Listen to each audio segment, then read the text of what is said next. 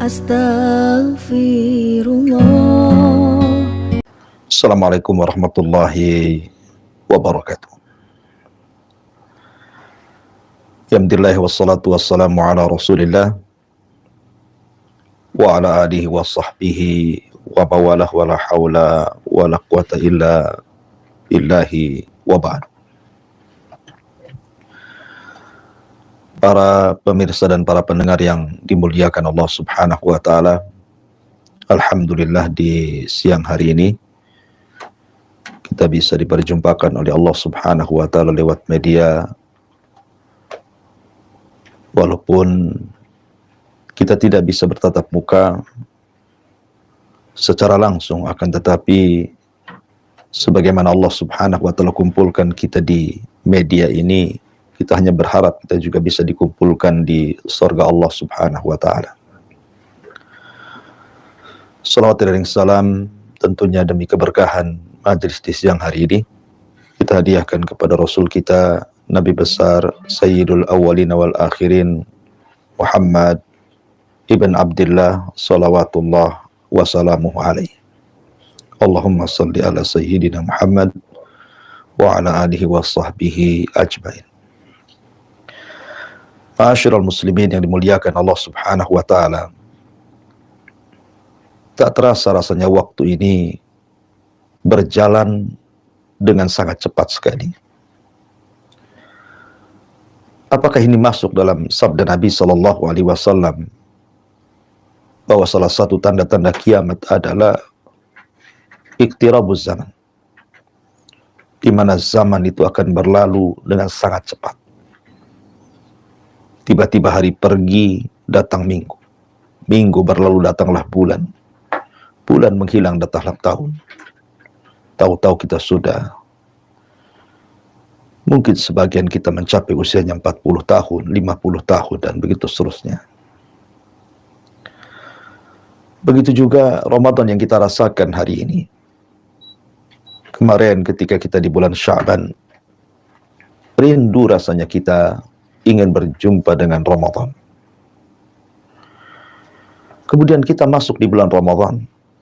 Rupanya tak terasa Ramadan itu terus bergulir sehingga sekarang kita masuk di 10 tengah bulan Ramadan. Karena kita tahu bahwa Ramadan itu terbagi menjadi 3. 10 awal, 10 tengah, dan 10 akhir. Dan kita berada di 10 tengah. Artinya kita berada di tengah-tengah Ramadan. Ma'asyiral muslimin yang dimuliakan Allah Azza wa Jalla, tentu banyak pertanyaan yang harus dijawab. Apakah 10 awal Ramadan yang sudah lewat dari kehidupan kita, yang tidak mungkin kembali, apakah merubah kita? Apakah kita sudah berubah? Ucapan kita berubah, pandangan kita berubah, hati kita berubah, tingkah laku, perbuatan, akhlak kita berubah. Apakah puasa yang selama ini kita lakukan sudah merubah kepribadian kita? Apakah qiyamul lail, tarawih kita juga sudah merubah kepribadian kita? Dan di antara qiyamul lail dan puasa seperti qiraatul Quran dan yang lainnya dari ibadah-ibadah yang kita lakukan di bulan Ramadan, apakah sudah bisa merubah kita? Sayangnya, ada sebagian manusia sepertinya di luar Ramadan dan di dalam Ramadan itu sama saja. Walaupun Ramadan sudah berlalu 10 hari, tetap saja ucapannya tidak berubah. Masih suka menggibah. Pandangannya tidak berubah. Masih suka memandang yang haram. Hatinya tidak berubah. Masih memberikan peluang untuk hasad, dengki, dan dendam. Seolah-olah puasa dan tarawih itu sama sekali tidak berasar dalam kehidupannya. Jangan-jangan puasa kita persis seperti yang disabdakan Nabi sallallahu alaihi wasallam, "Rubbas shaim laisa lahul jaza illa al-ju' wal 'atsh." Berapa banyak orang-orang yang berpuasa itu tidak diberikan balasan dan ganjaran oleh Allah Subhanahu wa taala kecuali hanya menahan lapar dan dahaga saja. Lalu apa faedahnya? Anda berlelah, berletih, satu hari Anda tidak makan, tidak minum, menahan syahwat, tiba-tiba tidak mendapatkan apapun yang kita harapkan. Ibarat Anda bekerja, ontang-panting, tapi tidak pernah digaji. Apa rasanya? Ma'asyiral muslimin yang dimuliakan Allah subhanahu wa ta'ala, harusnya 10 awal Ramadan lewat, itu sudah bisa merubah kita.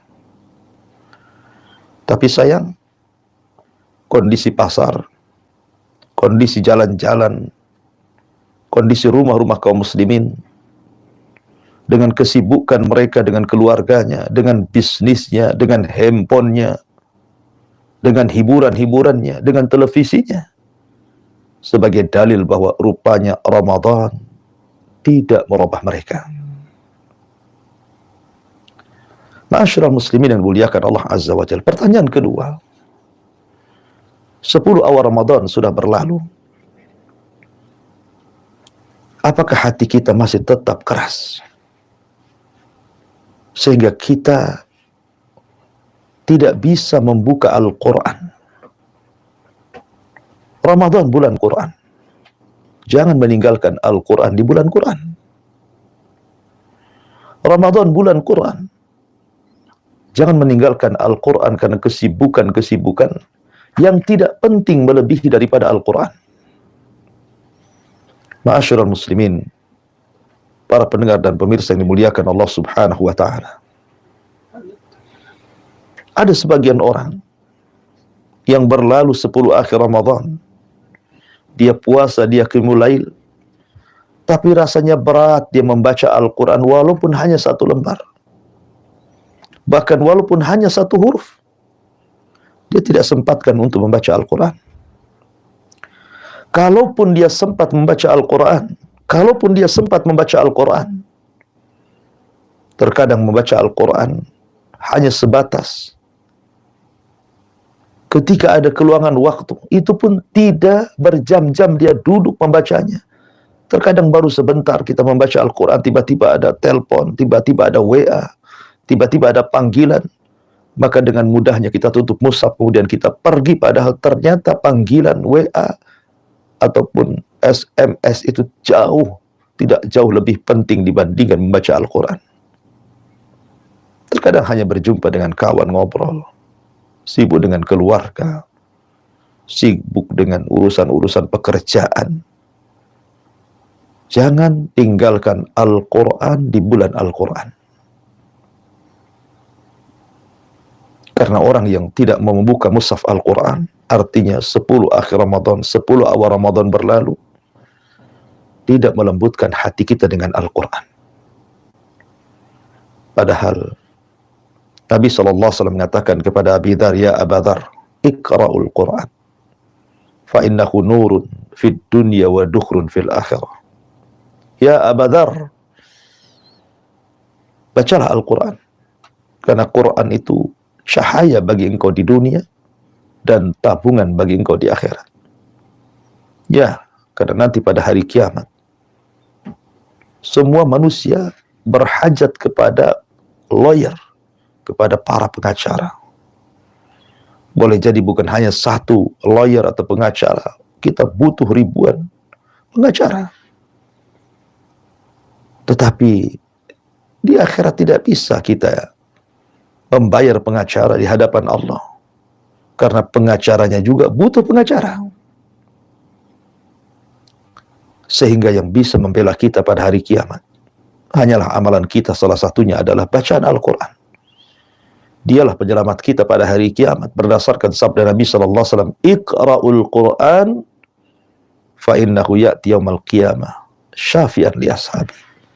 Bacalah Al-Quran, karena Al-Quran itu akan mendatangi para pembacanya pada hari kiamat, menjadi syafaat bagi para pembacanya. Kalau ada orang mengatakan, Ustadz, saya tidak lancar baca Al-Quran, sehingga akhirnya malas karena tidak lancarnya.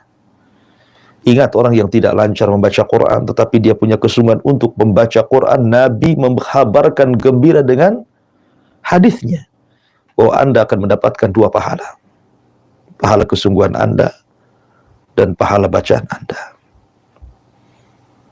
berlalunya Ramadan 10 awal, ternyata hati kita masih keras. Satu lembar Al-Quran pun kita tidak pernah baca. Maka saya nasihatkan, jangan tinggalkan Al-Quran di bulan Quran. Jangan sibukkan berpaling dari Al-Quran di bulan Al-Quran. Pertanyaan yang ketiga, berlalunya 10 akhir Ramadan, rupanya belum bisa menggerakkan kita pun untuk kasihan dengan manusia. Sifat rahmat belum tertanam, sehingga untuk bersedekah itu rasanya masih berat. Padahal banyak di bulan Ramadan orang-orang yang mereka bukan berpuasa di Ramadan saja, tapi di luar Ramadan mereka suka berpuasa. Artinya karena susah mendapatkan makan dan minum. Maka Nabi SAW dicontohkan oleh Ummul Mukminin Aisyah radhiyallahu anha. Karena Nabi SAW ajwadun nas. Rasul itu orang yang paling dermawannya manusia. Wa ajwadu ma yakunu fi Ramadan. Terutama di bulan Ramadan. Hina yalqahu Jibril. Ketika Jibril turun menemui Nabi SAW. Akan suatu ketika Nabi SAW dihadiahkan kambing. Ketika Nabi SAW bertanya kepada Aisyah radhiyallahu anha tentang kambing hadiah itu, kata Aisyah radhiyallahu anha, sudah tidak ada. Yang tersisa hanya kakinya kambing, karena semua disedekahkan. Artinya di bulan sedekah, jangan sampai 10 hari berlalu sementara kita tidak bersedekah. Sedekah tidak harus besar, yang penting ikhlas. Nabi SAW mengatakan, man fattara as-saim kana lahu ajru saim. Siapa yang memberi makan orang yang berpuasa, maka dia mendapatkan pahala orang yang berpuasa itu tanpa mengurangi pahala dia sedikit pun.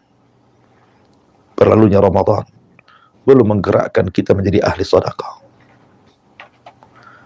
Kemudian pertanyaan yang keempat, Ramadan sudah berlalu 10 hari, kita berada di 10 tengah Ramadan. Tetapi sebagian manusia tidak tergerak untuk berlomba-lomba melakukan kebaikan. Yang ada justru berlomba-lomba melakukan keburukan. Kita lihat apabila sudah mendekati waktu berbuka, hampir di semua tempat di negeri kita ini, pada asar saja jam 4 atau setengah 5, orang sudah berbondong-bondong ke tempat-tempat kuliner. Mereka memilah dan memilih makanan-makanan yang layak mereka makan saat berbuka. Terkadang tidak mengindahkan aurat mereka, baik yang membeli ataupun yang menjual. Tidak mengindahkan soal ikhtilat, campur baurnya laki-laki dan perempuan. Terkadang terlampau lama mencari makanan.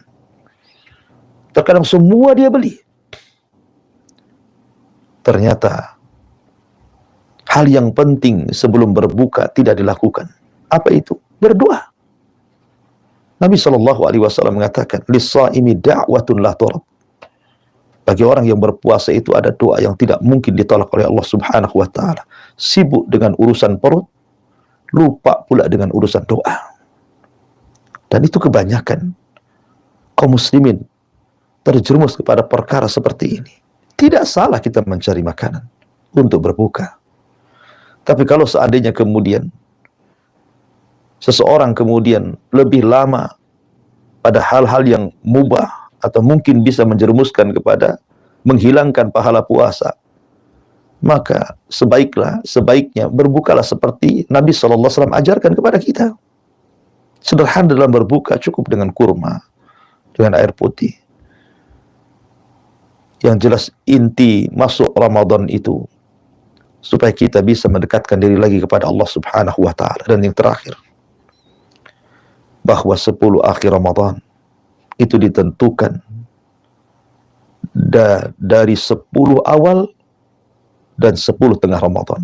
Jadi 10 tengah yang kita sedang hadapi ini menentukan 10 akhir Ramadan. Kalau kita di 10 tengah ini semakin rajin membaca mushaf, semakin rajin berpuasa, tarawih, zikir, lebih meningkat ibadahnya dibandingkan 10 awal. Maka saya pastikan di 10 akhir Ramadan kita akan lebih lagi sungguh-sungguh. Dan itu yang digambarkan oleh Ummul Mukminin Ummuna Aisyah radhiyallahu anha. Kana Nabi sallallahu alaihi wasallam idza dakhala al-asra, apabila Nabi sallallahu alaihi wasallam masuk di 10 akhir Ramadan, syadda mi'zarahu, dia kencangkan sarungnya. Wa ahya lailatahu, dan dia hidupkan malamnya. Wa aiqadha ahlah, dan dia bangunkan keluarganya untuk sama-sama beribadah kepada Allah Subhanahu wa taala. Maka Ramadan sudah berada di pertengahan, di 10 tengah. Maka jangan sampai kemudian 10 awal berlalu dari kita tidak merubah sama sekali baik ibadah kita dan kepribadian kita. Wallahu a'lam bishawab. Ini sebagai mukaddimah di acara ATKJ. Silahkan bagi Anda yang ingin bertanya, akan memberikan kesempatan dan saya berikan kepada moderator. Falyatafaddal mashkur. Dalam tadi dalam peluang ini, dan insyaallah akan sangat bermanfaat dan juga suatu pelajaran kita semuanya kaum muslimat dalam meneruskan ibadah puasa di 20 hari, kurang lebih 20 hari ke depan nantinya, insyaallah. Amin. Dan sahabat hal semuanya dan juga bersama TV, kembali kita bertemu dalam peluang ATKJ ini, dan kami akan membacakan pertanyaan yang sudah untuk kirimkan melalui WhatsApp di nomor 019 0101 010. Pertanyaan pertama sudah antum kirimkan, yaitu dari Abdullah. Ya, Assalamualaikum Ustaz. Waalaikumsalam. Ada pertanyaan Ustaz begini. Bagaimana caranya bayar Ustaz? Bagaimana caranya Ustaz kita membayar utang puasa yang Ramadan yang sudah lama, Ustaz? Iya, alhamdulillah. Salatu wassalamu ala Rasulillah. Amma ba'du. Bagaimana cara membayar hutang yang sudah bertumpuk-tumpuk, mungkin beberapa Ramadan dia punya hutang tapi tidak mau membayarnya. Kemudian Allah berikan hidayah, dia sadar, kemudian dia teringat dengan hutang-hutang Ramadannya. Macam mana cara membayarnya? Begitu kurang lebih pertanyaannya. Ma'asyiral muslimin yang dimuliakan Allah Subhanahu wa taala. Kalau kita punya hutang kepada manusia, tentu manusia akan mengejar-ngejar kita. Maka sama apabila seorang berhutang dengan Allah Subhanahu wa taala, maka Allah pun akan memberikan sanksi, bahkan lebih parah dibandingkan sanksi manusia. Bahkan Nabi SAW tidak mau menyolati orang yang punya hutang kepada manusia. Bagaimana hutang itu kepada Allah Subhanahu wa taala? Maka Rasul mengatakan fallahu ahaqqu an yuqda. Maka hutang kepada Allah itu lebih layak untuk dibayar dibandingkan hutang kepada manusia. Karena itu mencakup keselamatan kita, dunia kita dan akhirat kita. Maka bagi Anda yang sudah terlanjur banyak hutang karena beberapa Ramadan Anda tidak mau bayar, kemudian dapat hidayah, baru Anda ingin membayar karena teringat dosa-dosa, maka pertama bertobatlah kepada Allah Subhanahu wa taala. Jangan Anda lakukan kalau Anda kemudian memang sengaja tidak mau bayar atau karena kelalaian, maka bertobatlah kepada Allah Subhanahu wa taala. Karena seorang hamba apabila bertobat kepada Allah, maka Allah akan bukakan pintu tobatnya. Yang kedua, ini menjadi ranah khilaf para ulama. Al-Imam Ibnu Qudamah dalam kitabnya Al-Mughni jilid yang ketiga dalam bab puasa, beliau berpendapat, menukilkan beberapa pendapat baik para sahabat Nabi Shallallahu Alaihi Wasallam seperti Ibnu Abbas, Ibnu Umar, Abu Hurairah dan yang lainnya, bahwa orang yang punya hutang Ramadan, mungkin 2 Ramadan atau 3 Ramadan sebelumnya, maka kewajiban dia 2. Pertama, dia harus mengqadha Ramadan. Yang kedua, dia harus membayar fidyah. Berat. Karena semakin melanggar tentukan hukumannya juga semakin berat. Selain qadha, Anda harus bayar fidyah. Tetapi ada pendapat yang lain pendapat Hanafi, mazhab Hanafi, tidak perlu bayar fidyah, tapi tetap qadha. Artinya ada kesamaan, sama-sama diqadha. Cuman khilafnya hanya apakah dia perlu fidyah atau tidak, itu saja. Oleh karena itulah maka bertakwalah kepada Allah, bertobatlah kepada Allah, ingat-ingat kira-kira berapa hutang Anda. Kira-kira, dikira-kira saja. Ya, karena kalau orang yang lupa gitu kan, bagaimana cara menghitungnya dan bagaimana cara mengqadhanya? Maka para ulama mengatakan orang yang lupa maka dia harus mengingat-ingat. Ya, mengira-ngira, mengingat-ingat sampai betul-betul dia ingat. Kalaupun tidak ingat, maka ambil angka terbesarnya supaya umpamanya mungkin antara 10 atau mungkin 20. Tapi kita masih ragu. Ya. Maka kalau begitu ya sudah ditambah saja. Kemudian setelah itu kalau keluar Ramadan, maka perbanyaklah puasa sunnah. Perbanyaklah puasa sunnah karena kita sudah melalaikan puasa yang wajib. Wallahu a'lam. Baik, kita sudah jawabannya. Tentunya Mas Abdullah dan juga sahabat mana yang mungkin mempunyai masalah yang sama, yaitu bingung untuk cara membayar hutang puasa Ramadan yang sudah berlalu. Tadi sudah saya paparkan bahwasannya antum bisa membayar dalam qadha puasanya, atau setelah bulan Ramadan selesai antum mungkin bisa pelan-pelan membiasakan untuk puasa sunnah. Syukur. Yeah. Kembali di pertanyaan kedua dari Abu Safira. Assalamualaikum Ustaz. Waalaikumsalam warahmatullahi wabarakatuh. Ini pertanyaannya agak sedikit Ustaz ya, agak sepertinya ya, tapi kadang ada juga Ustaz yang seperti ini mengalami. Apa Ustaz, dia sholat tidur sebelum maghrib dan tidak bangun kecuali setelah fajar esok hari ya Ustaz. Apakah puasanya sah untuk besok Ustaz? Ya, alhamdulillah. Nabi Shallallahu Alaihi Wasallam bersabda, "Malam yubayyitis siyam fala siyamalahu." Barang siapa yang tidak niat puasa di malam harinya, maka tidak dianggap puasa di siang harinya.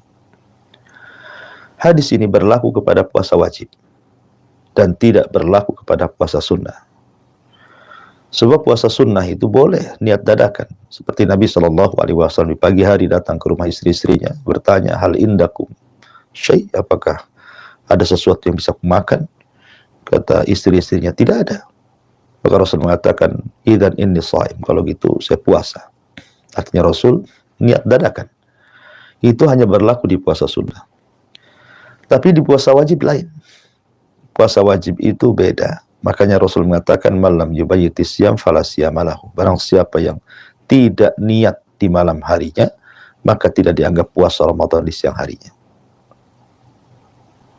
Ma'asyiral muslimin yang dimuliakan Allah Azza wa Jalla. Makanya para ulama ada yang menyarankan sebaiknya dalam rangka kehati-hatian, niatlah di awal Ramadan itu, niatkan kita puasa 1 bulan. Tidak perlu setiap malam niat, maksudnya. Itu demi kehati-hatian. Kecuali kalau seandainya di pertengahan Ramadan kemudian kita batal karena kita safar, kita batal karena mungkin wanita-wanita haid, maka selesai hilang safarnya atau selesai hilang haidnya, kita perbarui lagi niatnya. Tapi dengan niat di awal Ramadan untuk puasa 1 bulan itu kan bisa membantu kehati-hatian. Karena tadi kasusnya seperti Anda akhirnya tidur sebelum maghrib, atau Allah bangunkan Anda setelah subuh pula, berarti 3 sholat lewat. Dan Anda pun harus mengqadha sholat. Karena Rasul mengatakan, "Man nama an salatin aw nasiyahu falyusalli idza dzakarahu." Apabila seorang tertidur ataupun lupa dan dia belum sholat, maka sholatlah ketika ingatnya. Akan tetapi karena ini adalah di luar kemampuan dia, dia tidur sebelum maghrib, artinya belum masuk waktu malam gitu ya. Kemudian dia tidak niat karena tertidur gitu ya. Maka para ulama mengatakan boleh dia niat ketika dia terbangun. Ada yang membolehkan seperti itu. Jadi ketika di pagi hari Anda terbangun, langsung niat. Dan itu dianggap sah puasanya. Wallahu a'lam. Ya, Ustaz. Lihat yang ada Ustaz dia sama temannya juga yang ada kehati-hatian juga. Iya. Dan saudara ya, mungkin sahabat ada yang melalui hal ini tentunya hanya mungkin tidak tahu sebenarnya kemana. Insya Allah jawabannya Ustaz tadi bisa memberikan suatu pengertian dan pemahaman yang baik buat kita semuanya. Kembali kita akan membacakan pertanyaan-pertanyaan yang sudah terkirimkan yang melalui WhatsApp. Ini dari Aslan di Batam. Assalamualaikum Ustaz. Ustaz, bagaimana hukumnya bila pasangan suami istri itu belum mandi junub Ustaz setelah subuh? Itu puasanya sah atau enggak Ustaz? Iya, alhamdulillah. Junub itu bukan pembatal puasa. Junub itu pembatal sholat. Karena termasuk hadas besar. Dan tidak ada pembatal-pembatal puasa itu junub. Tetapi sebaiknya kalau Anda memang junub, Anda bisa mandi sebelum subuh, tentu itu lebih baik lagi. Tapi kalau seandainya Anda baru bisa mandi setelah azan subuh, maka tidak mengapa. Karena hal itu juga pernah dilakukan Nabi SAW berdasarkan hadis Ummul Mukminin Aisyah radhiyallahu anha. Rasul pernah junub. Kemudian Nabi SAW lewat azan subuh dan baru mandi setelah azan. Kemudian melanjutkan puasanya. Jadi hadis Aisyah dalam Bukhari ini menunjukkan bahwa Nabi SAW tidak membatalkan puasa karena junub. Karena memang junub itu bukan pembatal puasa. Ya, bukan pembatal puasa, artinya setelah azan langsung cepat Anda mandi. Karena bukan masalah puasanya yang paling penting itu, tapi masalah sholat subuhnya. Karena bagaimanapun sholat subuh itu adalah yang menentukan puasanya. Kalau baik sholatnya, maka baik semua amal yang lainnya. Kalau buruk sholatnya, maka dianggap buruk semua amal yang lainnya. Wallahu a'lam. Jadi nggak masalah Ustaz ya, kalau junub Ustaz ya. Yang penting biar tiap kali kita maju sholat Ustaz ya. Baik, gitu. Baik, sahabat semuanya dan sahabat serta pengusaha TV, kembali kita dalam program TKTD dan pertanyaan berikutnya yaitu dari Abu Kenji di Depok. Assalamualaikum Ustaz. Waalaikumsalam. Ustaz, bolehkah seseorang berpuasa Ustaz ketika safar? Karena pergi dengan pesawat kan lebih enak Ustaz. Sementara perjalanan tidak melelahkan. Karena walaupun sebenarnya ada dari Allah fasilitas ya, kita bisa tidak puasa karena safar. Iya, alhamdulillah. Bicara tentang puasa saat safar, sebenarnya safar itu salah satu rukhsah. Orang tidak berpuasa karena memang Allah sendiri yang mengatakan, wa in kuntum maridun aw safarin fa iddatu min ayyamin ukhra. Kalau Anda sedang berpuasa kemudian Anda berbuka karena sakit atau safar, maka qadanya di hari yang lain. Artinya safar itu satu di antara rukhsah orang itu boleh tidak puasa. Akan tapi ulama bicara soal masalah puasa saat safar ini ada dua pendapat ataupun dua kondisi. Kondisi yang pertama, memang safarnya melelahkan, meletihkan, seperti safar gaya dulu. Menggunakan unta kuda di tengah padang pasir, bisa berbulan-bulan, lelah letih gitu kan. Sehingga tidak sanggup untuk berpuasa. Maka kalau seandainya orang yang kemudian safarnya seperti ini, melelahkan, memaksakan, ketika safar itu berpuasa padahal Anda lelah, Anda haus sekali, Anda lapar sekali, maka sebaiknya jangan puasa. Karena Nabi SAW mengatakan, laisa minal birri asyamu fis safar. Tidak ada kebaikan orang yang safar ketika safar kalau dalam kondisi seperti ini. Kemudian yang kedua, kondisi memang safarnya itu tidak melelahkan. Seperti safar zaman sekarang kan tidak melelahkan. Kita ke Jawa saja, atau ke Medan, atau ke Pekanbaru, atau ke Padang, hanya dalam hitungan jam, ya tidak hitungan hari. Bahkan di pesawat sendiri ada AC-nya, kemudian turun di bandara juga ada AC-nya, masuk mobil pulang kampung ada AC-nya. Jadi apa yang membuat kita lelah? Membuat kita membatalkan puasa. Maka kalau dalam kondisi yang kedua ini, ada dua pendapat. Yang pertama, lebih utama batal, karena tadi ada hadis tidak ada keutamaan bagi orang yang safar berpuasa. Yang kedua, lebih baik meneruskan puasanya. Kenapa? Karena momen Ramadan itu tidak akan Anda dapati di luar Ramadan. Momen Ramadan tidak akan Anda dapati di luar Ramadan. Kita ini di bulan Ramadan, mumpung di bulan Ramadan, walaupun ketika safar kita mendapatkan keutamaan dan keistimewaan Ramadan, maka puasalah kalau Anda sanggup. Dan bukan memaksa Ya, bukan memaksa, tetapi memang bisa kita berpuasa, sanggup. Sebagaimana ketika kita mukim, ketika safar sama saja kita sanggup. Maka sebaiknya berpuasa karena mengambil momen Ramadan. Yang kedua, abradi dimah, supaya kita tidak punya hutang. Karena punya hutang itu berat. Ya, punya hutang itu sangat berat sekali. Kemudian yang ketiga, supaya kita bisa mengamalkan hadis Nabi Shallallahu Alaihi Wasallam, "Man shama Ramadan, summa atba'ahu sittan min Syawal, kana kasyamu dahrin." Barang siapa yang puasa Ramadan, kemudian diikuti dengan 6 hari bulan Syawal, maka Anda sama seperti puasa 1 tahun. Semalam mengatakan bahwa barang siapa yang puasa Ramadan itu full, walitukmilul iddah, supaya kita menyempurnakan bilangan. Ya, mulai dari tanggal 1 sampai tanggal 30 atau sampai tanggal 29, kita sempurnakan bilangan ini. Sehingga kita masuk bulan Syawal, kita sudah tidak terbebani lagi dengan puasa Ramadan. Ya, maka dilihat dua kondisi tadi, dan pendapat yang kuat sebaiknya berpuasa dibandingkan tidak berpuasa kalau ada kesanggupan. Wallahu a'lam. Baik, baik Ustaz.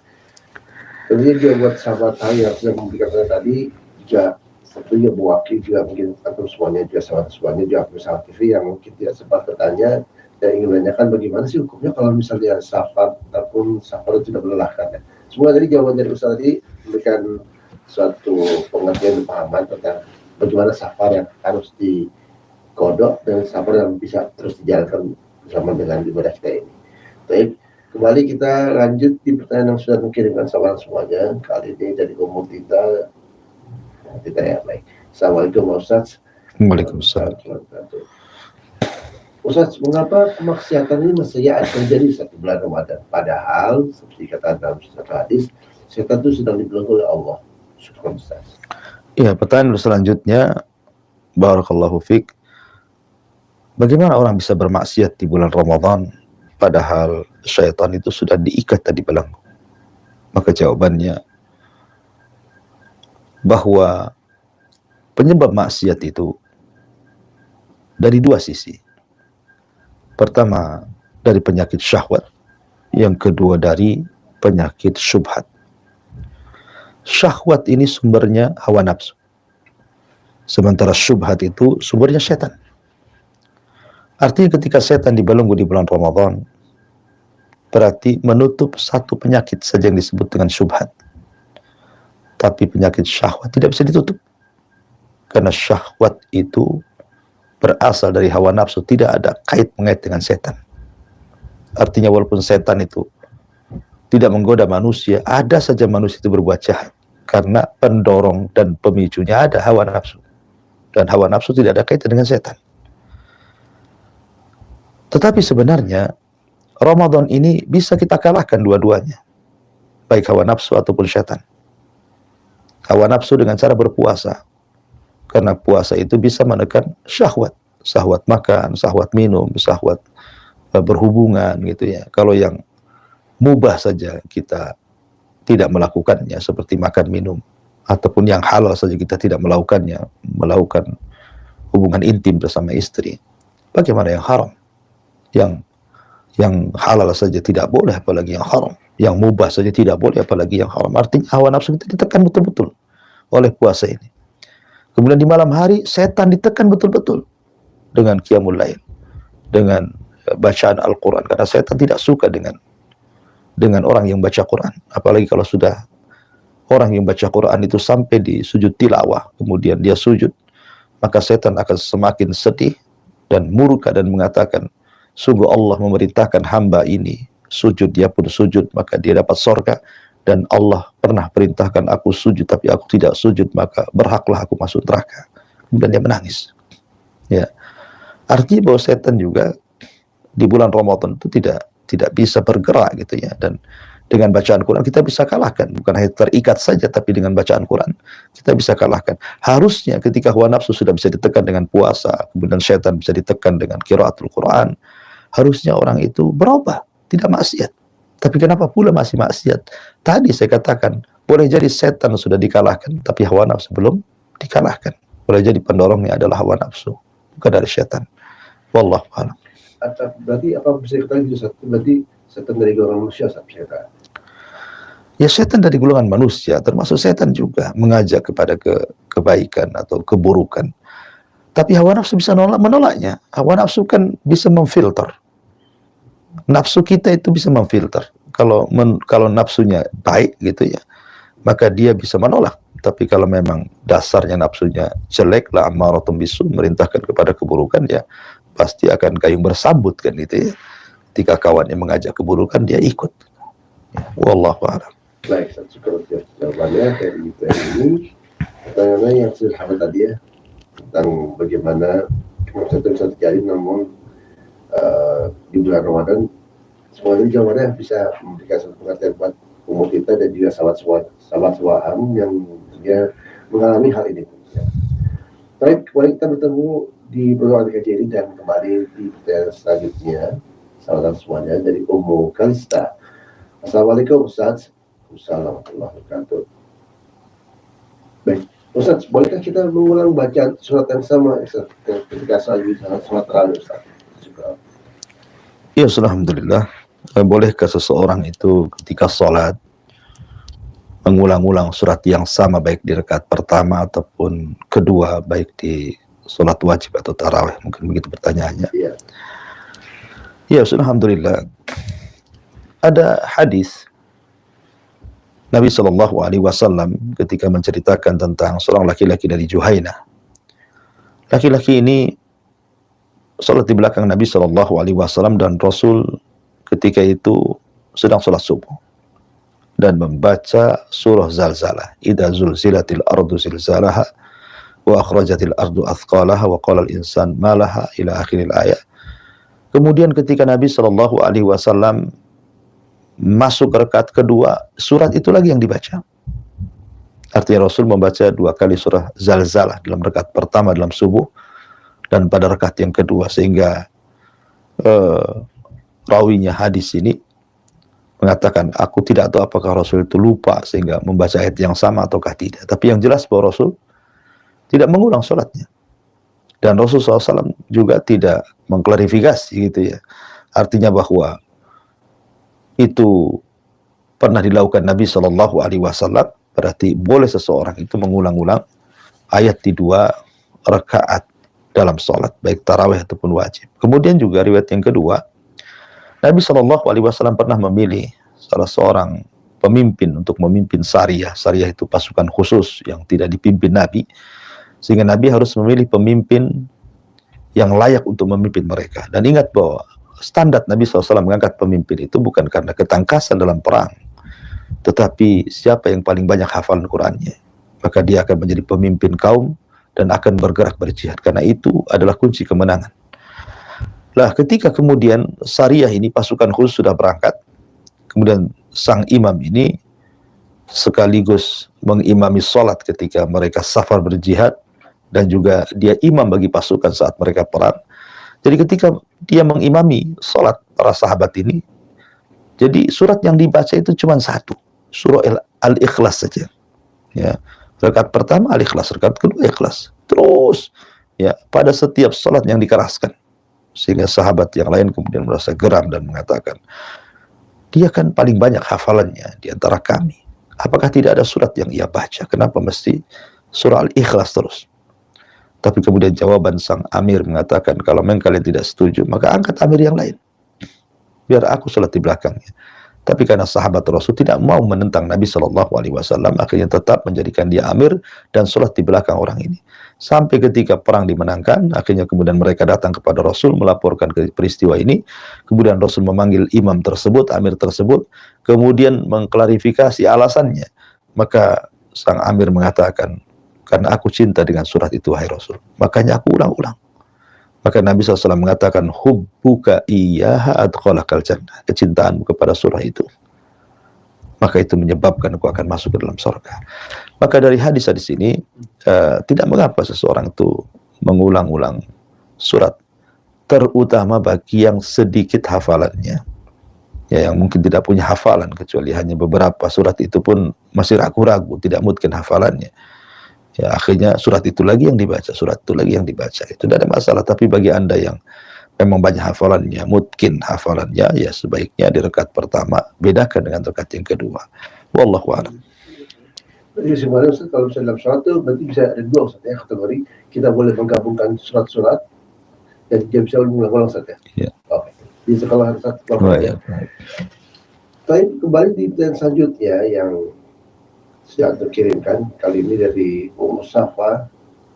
Assalamualaikum Ustaz. Waalaikumsalam Ustaz. Ini agak berbeda Ustaz, kapan waktu masuk dan keluar dari masjid untuk beriktikaf Ustaz? Ya, alhamdulillah. Bicara tentang i'tikaf. I'tikaf itu sunnah muakkad. Karena Rasulullah SAW tidak pernah meninggalkan i'tikaf seumur hidupnya. Sejak disyariatkan i'tikaf sampai Rasul meninggal, Rasul tidak pernah meninggalkan i'tikaf. Bahkan ketika Rasul meninggal pun istri-istrinya melanjutkan i'tikaf. Artinya i'tikaf ini bukan sunnah biasa, tapi juga sunnah muakkad. Walaupun terjadi khilaf para ulama tentang i'tikaf ini, apakah i'tikaf bisa dilakukan di sembarang masjid ataukah ditentukan masjid-masjidnya, karena ada hadis yang mengatakan la i'tikafa illa fi masajidis salas. Tidak ada i'tikaf kecuali di 3 masjid. Ulama ketika memahami kata la i'tikafah, ada yang memahami la nafiyah di sini adalah nafiyah sihah, nafiyah kesahan i'tikaf. Artinya seolah-olah mengatakan tidak sah i'tikaf kecuali di 3 masjid, Masjidil Haram, Masjid Nabawi, dan Masjidil Aqsa. Tapi ada juga yang membawa la i'tikaf itu maksudnya keutamaan. Jadi tidak ada yang lebih utama i'tikaf itu kecuali 3 masjid. Bukan berarti melarang di masjid-masjid. Karena ayat Al-Quran mengatakan wa antum akifuna fil masajid. Dan madhab yang 4, Syafi'i, Maliki, Hanafi, Hambali, sepakat bahwa boleh i'tikaf itu di sembarang masjid yang ditegakkan padanya Jumat, dimanapun di masjid, tidak harus di Haram, tidak harus di Nabawi, tidak harus di Aqsa, maka di masjid-masjid negeri kita boleh, dan itu pendapat mayoritas para ulama. Bahkan madhab 4 mengatakan seperti itu, kecuali ulama dari kalangan muhaditsin, ya ada yang memahami lah i'tikaf itu artinya tidak ada i'tikaf kecuali di 3 masjid saja. Artinya tidak perlu i'tikaf kalau memahami konteks hadis ini. Tapi dibantah oleh ulama-ulama yang bolehkan i'tikaf bahwa kalimat la i'tikafa, pertama hadis ini dhaif. Kalaupun sahih, maka maknanya bicara tentang afdholiyah, bukan larangan i'tikaf di semua masjid yang dibolehkan 3. Maksudnya keutamaan i'tikaf di 3 masjid, bukan berarti di masjid-masjid yang lain itu tidak boleh, gitu maksudnya. Intinya bahwa boleh i'tikaf di mana-mana. Tetapi kalau kita melihat i'tikaf Nabi SAW dimulai dari tanggal 20 Ramadan. Ya, ada yang mengatakan, bagi yang mengatakan malam itu dimulai dari asar, berarti waktunya ketika sholat asar masuk masjid. Bagi yang mengatakan malam itu di waktu maghrib, berarti menjelang maghrib lah Anda masuk masjid dan janganlah keluar kecuali karena sebuah hajat yang mendesak, dan baru keluar nanti ketika Idul Fitri. Ya, ketika besoknya Idul Fitri berarti terbenam matahari di waktu maghrib, berarti berlalulah Ramadan karena besoknya sudah 1 Syawal. Wallahu a'lam. Sudah jawabannya, dan kembali sobat-sobat kembali kita dari program kita ini di pertanyaan berikutnya yang saya kirimkan. Kali pertanyaan dari Ukti Fitri. Ustaz, apakah tarawih di rumah itu tanpa mengeraskan tekan sah? Ustaz, syukur. Ya, alhamdulillah. Apakah tarawih tidak mengeraskan bacaan sah? Ya, sah-sah saja. Karena memang terjadi khilaf ulama ketika seseorang itu mengeraskan di waktu kita tidak mengeraskan, atau tidak mengeraskan di waktu kita mengeraskan. Ya, sholat itu kan ada 2 jenis ya. Ada sholat jamaah, ada sholat sendirian. Nah, kita bahas sholat jamaah dulu. Bagaimana kalau seseorang imam itu ketika imam menjadi imam sholat maghrib, dia tidak mengeraskan bacaannya, persis seperti zuhur atau asar, sah sholatnya? Sah, ya kan? Karena jumhur ulama mengatakan mengeraskan di waktu mengeraskan, tidak mengeraskan di waktu tidak mengeraskan, itu hukumnya sunnah. Walaupun dalam hal ini madhab Hanafi bertentangan dan mengatakan wajib. Ya, tapi jumhur ulama mengatakan sunnah. Apalagi sholat sunnah, yang wajib saja sunnah.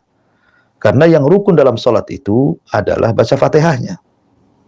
Ya, seandainya seorang itu dicukupkan dengan Fatihah saja, kata Rasulullah, sholata illa bi ummil kitab, tidak ada sholat kecuali dengan Fatihah. Itu sudah cukup. Ya, karena bacaan Quran itu sunnah hukumnya. dan mengeraskan juga sunnah hukumnya. Apalagi sholat sendiri. Apalagi pertanyaannya, Anda sholat tarawih di rumah, itu pilihan Anda.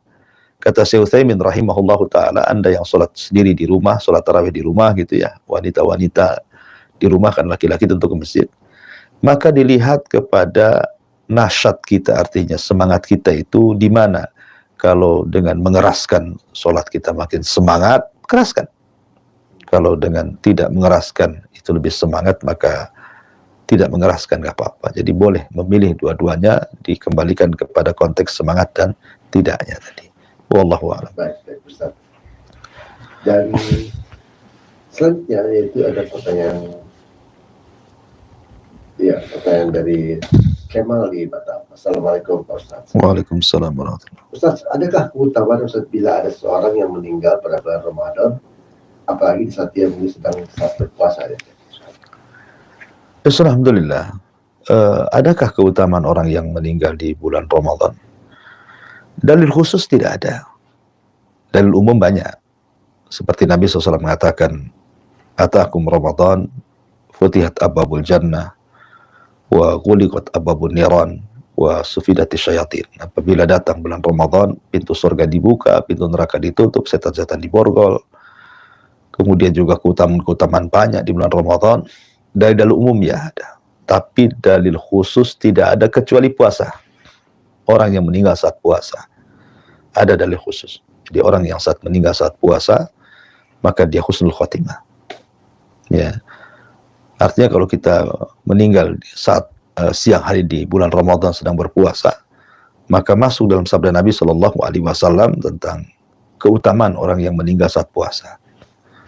Karena bagaimanapun ketika ulama membahas tentang alamat husnul khotimah, tanda-tanda baik akhirnya ketika menghembuskan nafas terakhir, salah satunya adalah mati saat beramal saleh. Karena Nabi SAW mengatakan, kalau Allah Subhanahu wa ta'ala menghendaki seorang kebaikan, as-salahu, ya, ista'malahu, dalam riwayat seperti itu. Apabila Allah menghendaki seorang kebaikan, pasti Allah akan mempekerjakan orang ini. Kemudian sahabat bertanya, apa yang dimaksud Anda wahai Rasul mempekerjakan orang itu? Maka Rasul mengatakan, yuwaffiquhu ila amalin saleh. Maka Allah akan berikan taufik kepadanya untuk melakukan amal saleh, dan ditutup dengan itu. Ya, jadi dalil khusus tidak ada, tapi dalil umum banyak. Ya, kecuali meninggal saat puasa. Wallahu a'lam. Baik, Ustaz. Ya, tentang saya dari Kemal ini tentang meninggal setelah kemarin, tentunya baik ya kalau misalnya kita bisa meninggal dalam keadaan melakukan terbaik, khususnya di dalam keadaan kita sedang berpuasa. Sudah dikatakan oleh Ustaz tadi, ada keutamaannya. Dan kembali kita di pertanyaan berikutnya yang sudah aku kirimkan sahabat semuanya dari Abdullah di Batam. Apa Ustaz tadi menanyakan, haruskah sholat tarawih Ustaz bersambung dengan sholat isya Ustaz? Maksudnya tarawih itu dikerjakan langsung setelah isya, atau misalnya jika jemaah itu sepakat Ustaz tidak bisa habis isya mungkin tunda dulu kapan itu lalu bisa dilakukan sholat tarawih selanjutnya Ustaz? Ya, pertanyaan ini pernah ditanyakan kepada Syekh Shalih Fauzan hafidhahullah ta'ala tentang apakah sholat tarawih ini langsung setelah isya, dan dia menjawab ya. Dan itu amal salaf, amalan para salaf seperti itu. Dari sejak Nabi, kemudian juga sahabat Umar bin Khattab radhiyallahu anhu ketika mengumpulkan manusia, sholat tarawih 1 bulan diimami oleh Ubay bin Ka'ab, itu langsung setelah isya. Jadi habis isya, kemudian rawatib, kemudian tarawih. Itu amalan Nabi, itu amalan para sahabat, dan juga amalan para ulama. Itu yang berlaku seperti itu. Dan itu sunnahnya seperti itu. Jadi habis isya langsung tarawih gitu ya. Berbeda dengan tahajud. Ya, kalau tahajud itu kan sholat setelah tidur, dan umumnya dikerjakan di separuh malam atau sepertiga malam akhir gitu ya. Tapi kalau tarawih itu kan qiyamul lail yang diawalkan. Ya, makanya kata beliau, kalau seseorang itu kemudian habis isya, kemudian pulang dulu, kemudian entah jam 10 nanti tiba-tiba berkumpul beberapa orang kemudian melakukan tarawih, ya secara sunnah tidak ada contohnya. Ya, karena amalan salaf itu memang langsung setelah Isya. Ya, setelah Isya, kemudian rawatib, kemudian tarawih. Itu saya ambil dari fatwa Syekh Shalih Fauzan hafizahullah taala. Wallahu a'lam. Tapi kalau seandainya orang melakukannya, apakah sah-sah saja? Ya, tapi untuk mengambil contohnya sulit gitu ya. Iya. Atau misalnya begini, Ustaz, misalnya untuk membedakan biar ada jeda itu, Ustaz, jadi setelah sholat Isya ada sedikit khutbah baru tarawih itu nggak boleh, Ustaz? Ya, nggak ada masalah, itu kan bukan memisahkan antara Isya dengan tarawih, mungkin langsung itu cuman jeda saja, hanya beberapa menit, kultum bahasanya kan begitu. Walaupun sebenarnya kultum ini juga bukan rangkaian daripada tarawih itu sendiri. Jangan masukkan kultum itu bagian daripada rangkaian tarawih. Artinya ada kultum atau tidak ada kultum tidak mempengaruhi tarawih sama sekali. Mungkin mengambil kultum itu karena mengambil momen, ya, momen di mana manusia mudah berkumpul. Kapan lagi menasihati orang kecuali ketika saat Ramadan. Di hari yang spesial, Ustaz. Iya, wallahu a'lam.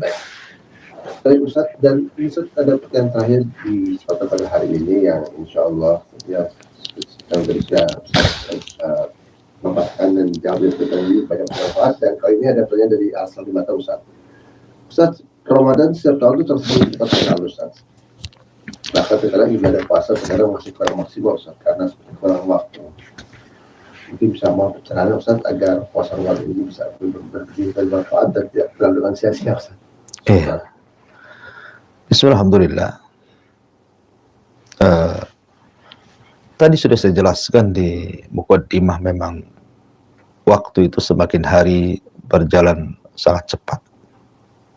Saya analogikan seperti ini. Al-Imam An-Nawawi rahimahullah ta'ala itu meninggal di waktu muda. Tapi karyanya untuk orang cerdas sekelas hari ini, siapapun yang paling cerdas, tidak ada yang sanggup untuk membuat karya sehebat yang pernah ditorehkan oleh Al-Imam Nawawi. Banyak kitab yang dia karang, berjilid-jilid, seolah-olah dia memiliki usia panjang, padahal usia dia pendek. Tapi karyanya luar biasa. Kalau ditulis orang sekarang itu bisa mungkin bertahun-tahun. Ya, usianya sudah hilang, mungkin tulisannya belum selesai, itu bahasanya. Ya, wajar saja mungkin di zaman Imam Nawawi satu harinya lebih panjang dibandingkan satu hari di zaman sekarang, sehingga memungkinkan untuk menulis begitu. Ya, karena memang sabda Nabi juga seperti itu. Mau di akhir zaman itu memang waktu akan mudah berlalu begitu saja dengan cepat, tahu-tahu duhur, tahu-tahu asar, tahu-tahu maghrib. Dan ini sangat membahayakan bagi kehidupan kita, karena ketika cepatnya waktu berarti usia kita akan semakin dekat ya dari kematian. Dan ketika cepatnya waktu juga kesempatan untuk beramal soleh pun semakin pendek. Oleh karena itu maka nasihatkan, kalau memang Allah berikan taufik kepada yang bertanya, subhanallah, dia merasa bahwa puasanya merasa kurang gitu ya, lalu apa yang harus diamalkan gitu, maka perbanyak ibadah. Walaupun Anda bekerja, di sela-sela pekerjaan Anda bisa berzikir, Anda bisa baca Quran dari hafalan, ya, atau mungkin beli mushaf kecil gitu ya, yang bisa Anda baca ketika Anda duduk, atau sekarang kan ada aplikasi mushaf di handphone, kita bisa buka gitu ya. Artinya ambil manfaat-manfaat ketika puasa itu, bukan hanya mengandalkan puasanya saja, tapi kalau lebih dari itu ada tambahan pahala lain seperti baca Quran, berzikir, silaturahim, bersedekah, atau apalah amalannya gitu ya, supaya betul-betul puasanya bermakna. Ya, jadi pahalanya itu akan banyak sekali, bukan hanya dari sisi puasa, tapi ibadah-ibadah yang lainnya. Ya, itu saja mungkin yang bisa saya nasihatkan. Wallahu a'lam bishawab. Saya kembalikan ke moderator, fal yatafadhal mashkura. Baik, ya Ustaz. Ustaz Abu Hurairah jazakallahu khairan, Ustaz, atas paparan dalam kajian ini. Tentunya insyaallah jawaban-jawaban sudah Ustaz paparkan dan Ustaz utarakan bisa memberikan pencerahan dan juga manfaat bagi kita semuanya, sahabat semuanya dan juga bersama TV. Dan jawaban atas semuanya sudah bertanya, semoga jawaban-jawaban sudah diberikan oleh Ustaz Abu Hurairah tadi bisa memberikan suatu kelegaan dan juga memberikan suatu tentunya memberikan banyak manfaat dan solusi dari atas pertanyaan yang sudah kami kirimkan, dan juga bermanfaat buat yang lainnya yang belum sempat bertanya. Dan akhirnya dalam program ketika ini kami ucapkan jazakumullah khairan atas perhatian sama semuanya juga sahabat serta pemirsa TV yang sudah memberikan pertanyaan dan juga buat Anda yang sudah mendengarkan program hari ini. Semoga bermanfaat dan memberikan banyak